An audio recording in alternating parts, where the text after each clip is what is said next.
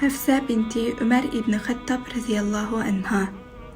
Müminlerinin analarından biri bolgan Hafsa radiyallahu anha, Peygamber aleyhisselamның sadiq do'sti, 4 jön halifenin biri, adalet ve qaysarlik bilen tanılgan Ömer radiyallahu anhu'nun kızı.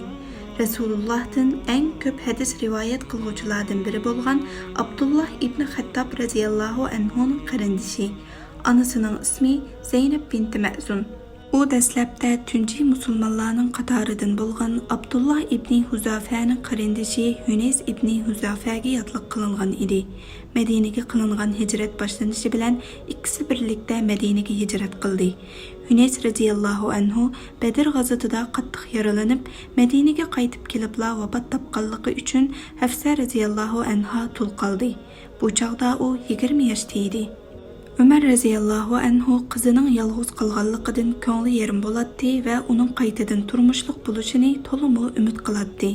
Qizining iddati to'shqandan keyin Abu Bakr raziyallahu anhuning yoniga kelib, "Ey Abu Bakr, xohlasang qizim Hafsani sana yotliq qilay" dedi. Ammo Abu Bakr raziyallahu anhu uning so'ziga javob bermasdan sukut qildi. Uning bu ifodasidan Ömer raziyallahu anhuning ko'ngli og'ridi.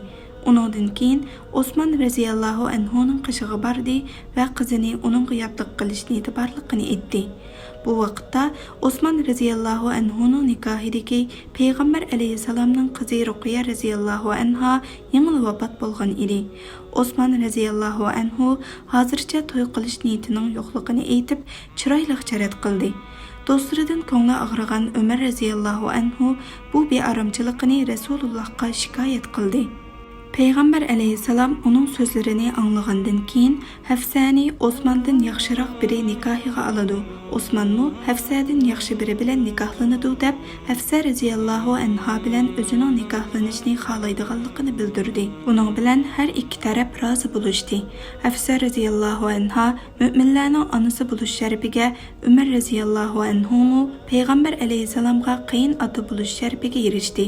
Nikohdan keyin Abu Bakr raziyallahu anhu Ömer raziyallahu anhuga o'zining Peygamber aleyhisselamning Hafsa raziyallahu anha haqida so'z qilganligini anglagan va Rasulullohning sirini oshkorlashni xohlamag'achqa sukut qilganligini aytib tushuntirish berdi. Peygamber aleyhisselam hijratning 3-yili Hafsa raziyallahu anhani nikohiga oldi. Hafsa raziyallahu anha ko'p vaqtda ibodat bilan mashg'ul bo'lgan, nafl ro'zani ko'p tutadigan va ko'p sadiqa beradigan taqvodor ayol edi. Balog'at ilmi va she'riyatdan xabari bor edi.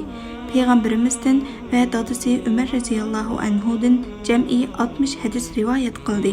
Bulardan 3 hadis Sahihul Buxoriyda, 9 hadis Sahih Muslimda rivoyat qilingan. Hafsa raziyallahu anha Muaviye zamanıgacha yashab, hijratning 45-yili Sha'ban oyida Madinada vafot bo'ldi va Baqi mazorligiga dafn qilindi. Vafot bo'lganda 60 yoshga kirib qolgan edi.